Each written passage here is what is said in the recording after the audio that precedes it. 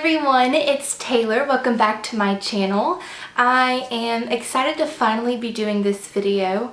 As you can see, pretty much in every single video I have a different hair color and haircut. And I finally got rid of all of my red. Praise Jesus, hallelujah, thank God. It was seriously a nightmare trying to get all of that red out of my hair. I had so much banding. I'm going to insert the picture of the whole entire process right here. It was months and months and months of a process, but also it's because I had months and months and months of layering demi-permanent and permanent red on my hair, on my roots. So I had a lot of banding. And finally I got all of it out and I honestly could not be more pleased. I absolutely love this, but enough of me, enough of my rambling. Let's go ahead and jump into this video. Today I am going to share with you how to land your first job as a cosmetologist outside of beauty school. So your first salon job. I have a couple of tips that I want to share with you and things that you want to be aware of and consider now, even if you're just starting beauty school. Everything you do is significant.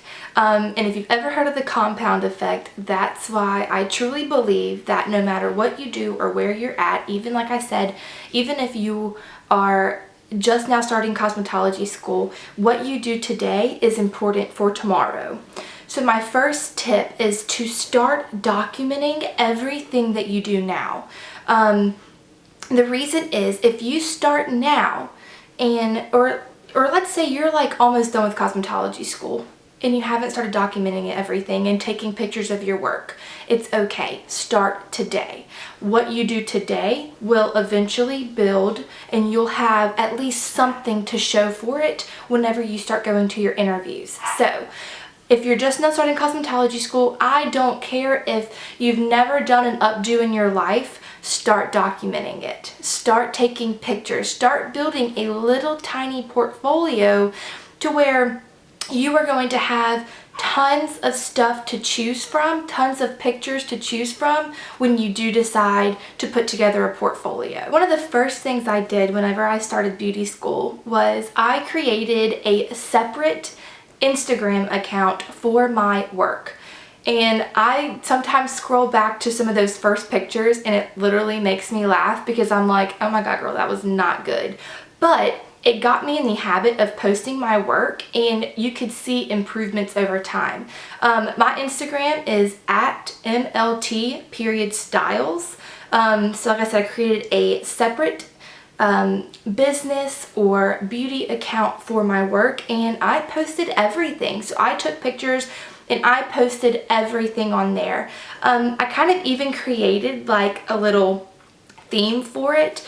I started doing like little blocks of pictures, and so if you scroll down you'll see that effect.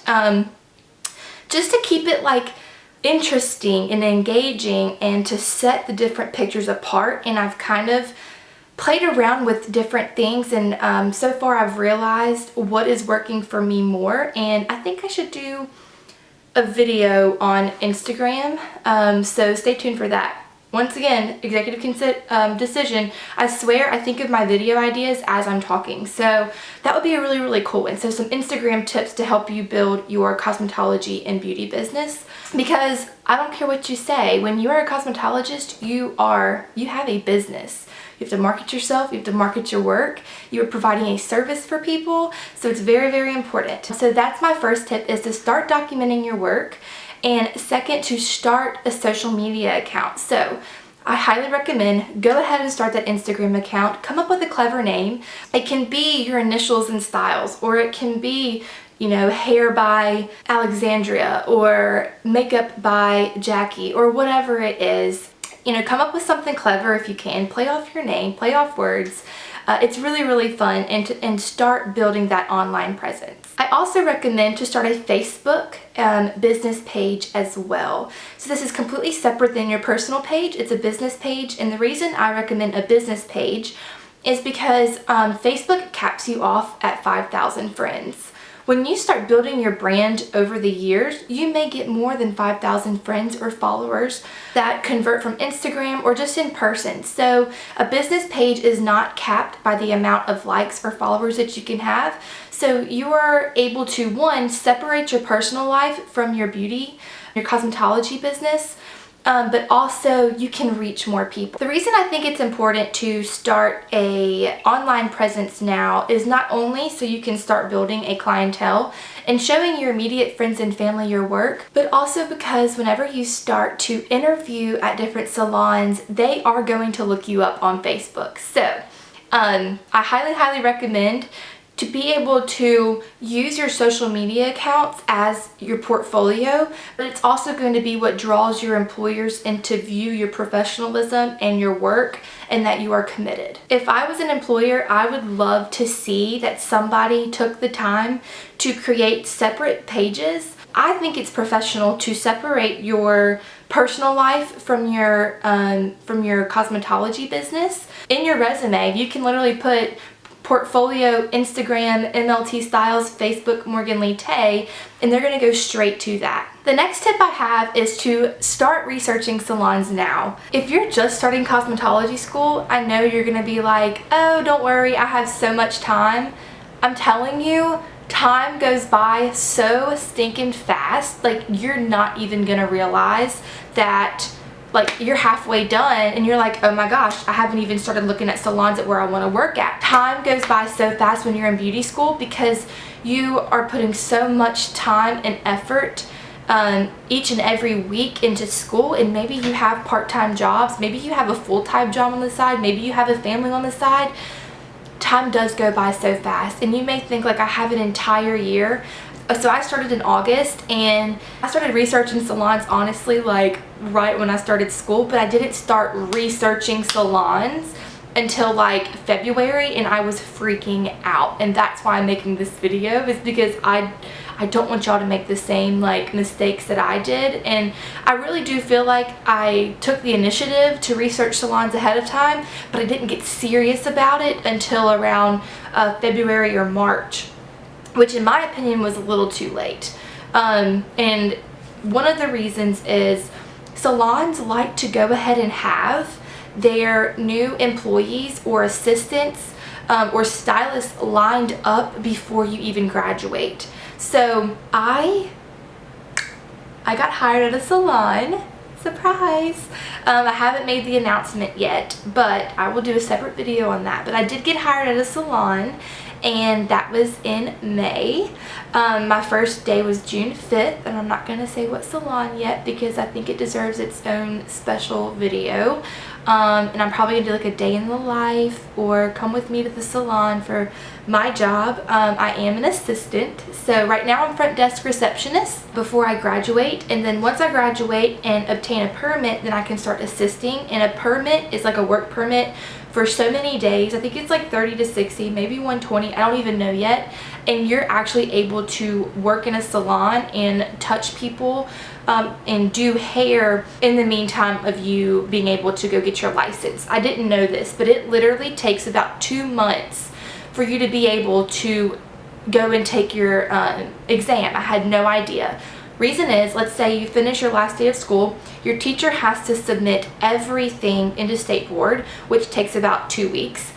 2 weeks state board is going to get there, get your stuff, they're going to review it, they're going to approve it, and they're going to send you a letter.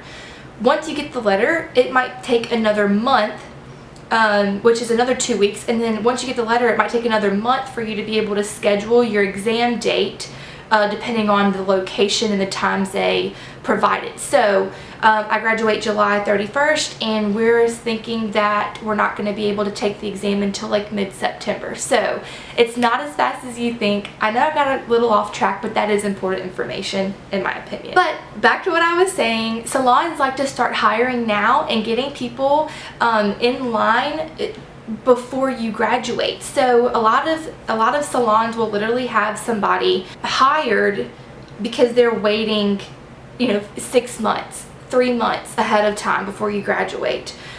Because of this, there's other cosmetologists that are going to go out there and take the initiative and research and do these salons and get in contact with them, and you don't want to be waiting last minute. So when you're researching salons, I want y'all to think about what it is that you love to do. Do you love to do blonding? Do you like to do fashion colors? Do you mainly like haircuts? Do you want to be the type of stylist that works in a high-end salon? Would you rather more traffic? Is your career choice in the long run something completely different than being a hairstylist? Maybe you want to be a distributor for a brand company, like a brand rep. Maybe you want to be a platform artist.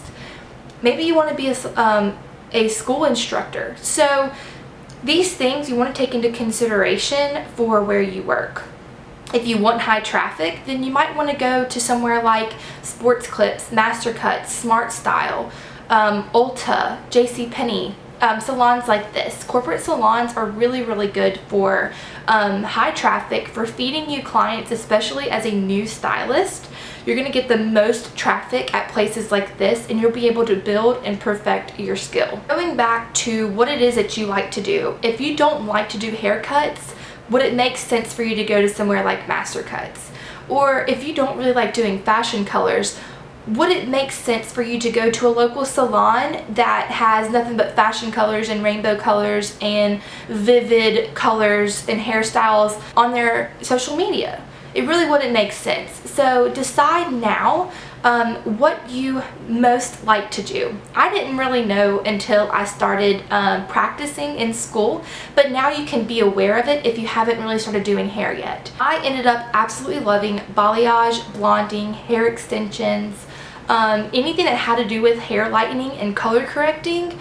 It like fuels me. So I definitely knew that I wanted to be in an atmosphere, in a culture, in a salon that embraces that. So I chose a salon that I think my type of clientele would enjoy to be at, and I would like to be there too. So now that you've kind of got an idea of what you would like to do, I highly recommend, what I did is I went on Google and Facebook and typed in salons near me. Tons of salons are going to come up, and you can kind of get an idea of what the salon is going to be like from the pictures that they're posting. If they're posting pictures that's really low quality, not taking a lot of effort, very few and far between, they're not consistent, not good lighting, they don't really have a professional presence on social media, is that somewhere that you would like to work or that you would like to represent to your clients? If it's not, then I would go to another page on Facebook, another salon, and start researching them. I got a notebook and I just started writing everything down, every salon down that interested me, and then I started making phone calls and booking appointments. It's so important to book appointments, not only so you can get an idea of the atmosphere and the culture, but so you can go ahead and start to build that client stylist salon relationship. So it's a lot more impressive, in my opinion, if you are a client first and then you present yourself to them as you wanting to be an employee for them, a stylist for them. And that was actually one of the interview questions that I got asked right when I sat down for my interview. He asked, so what is our relationship? Have you been to the salon before? Have you gotten a service before? And I was so excited to be able to express to him that yes, I scheduled a blowout because I wanted to see how your salon culture was, if it would be the right fit for me, how your stylists interacted with each other, how they treated me, and I can absolutely 100% say that I was impressed and I loved it. And I said that from the day I came in for my blowout, I scheduled a blowout, to today, it has been consistent. The culture has been consistent, and I truly would love to be here. So that was something that I was able to tell him was, yeah, I came to your salon and I got a blowout because I was salon hunting and I wanted to see if this would be a good fit for me. So those are some of the things that you really want to consider whenever you start to salon hunt and search for search for a job. Their presence on social media may not be anything like their salon and their culture and their stylist. So it's very important to go in and get a service without telling them that you're wanting a job there, but as a client. See how they treat you as a client and see how you would fit in. What are they wearing? How are they talking? Is there beef? If there's tension, then there's definitely going to be tension when you work there. Do you see what I'm saying? Going back to social media, after you kind of narrow down your search of salons that you enjoy, like their page on social media and start liking and commenting on their posts. I don't mean be crazy and comment and like 15,000 different times. You don't want to be crazy. But go ahead and start getting them to recognize your name. Like, oh yeah, she came in here for that blowout. I love how supportive she is on our Facebook. Just heart their photos that they post or comment like, oh my gosh, I love this hairstyle. Just, you know, a few times a month or a couple times once a week. I don't know. You know what would be appropriate. But just doing that little tiny daily act or weekly act will get them to remember your name, so whenever you do decide to go and interview, they're going to already recognize you. So I highly recommend putting it in a budget, putting it in your budget, and I know that I'm kind of going back to what I said, but going back a little bit, put it in your budget to get a blowout like twice a month at the different salons. I recommend going to 5 different salons. Blowouts are normally like $25 to $30. So put it in your budget. It will definitely pay you back. Next, I highly recommend creating a resume and also a portfolio. I am going to link a podcast below. It's Britt Siva's Thriving Stylist podcast to her resume tips. So she was like a marketing, like a marketing guru for stylists, but also she was a salon director, manager, and she did a lot of the hiring, and she gives amazing tips on how to build your resume to stand out, because the resume is the absolute first impression whenever you do start the hiring or whenever you do start interviewing. Like I said, your portfolio, now that you have gotten to a point where you're going to do your resume, your portfolio has been built from the pictures and documentations if you decided to do it online. You can always print it out and put it in like a little tiny like bounded book that you can do at Office Depot. That stands out a lot. Or like what I did is I just linked my Instagram account and Facebook account because I had all of my pictures on there for my portfolio on my resume. So after you've built your portfolio and resume, now it's time to start making the phone calls. This is what I did. You don't have to do what I did, but this is what I did, and it actually worked out very well for me. So instead of just running up there, I wanted to make sure that the owner or the manager was there, preferably the owner. If it is like a local salon, and I called and I said, hey, my name is Taylor Seymour. I was wondering if the owner was in. I would really like to come by and drop off my resume and introduce myself. So that's a huge thing. I'm going to give you 2 scenarios. One, me dropping off my resume. Hi, my name is Taylor Seymour. I'm here to drop off my resume. Thank you. Bye. Or, hi, I'm Taylor Seymour. I'm here to see the owner. Hi, owner. My name is Taylor Seymour. I wanted to drop off my resume and formally introduce myself. Boom. That opens up conversation right there. It also gives a face. It gives them a face with the name with the resume. So a lot of times you get a resume, your picture's not on your resume. Well, it shouldn't be on your resume unless you're doing like you're getting a job for like modeling or something. But now they can see you. I say he because whatever. But now they can see you. They can attach your name to a face to your resume. You've shown professionalism by wanting to look them in the eye, shake their hand, and introduce yourself. And 9 times out of 10, they're going to ask you a couple of questions right there on the spot. So that's what happened with me. So I walked in expecting to just say, hi, my name is Taylor Seymour. I wanted to meet you, you know what I mean? Like I wanted to introduce myself and drop off my resume to you. And he called me into his office and actually sat down and we talked for like 30 minutes. And so his assistant was actually taking care of his stylist, but he wanted to talk to me. So that was the first thing he said was, I wasn't expecting an interview, but always be prepared. So we sat down, and that's when he asked me, like, what is our relationship? Tell me what you know about the salon. Tell me how your experience was when you came here.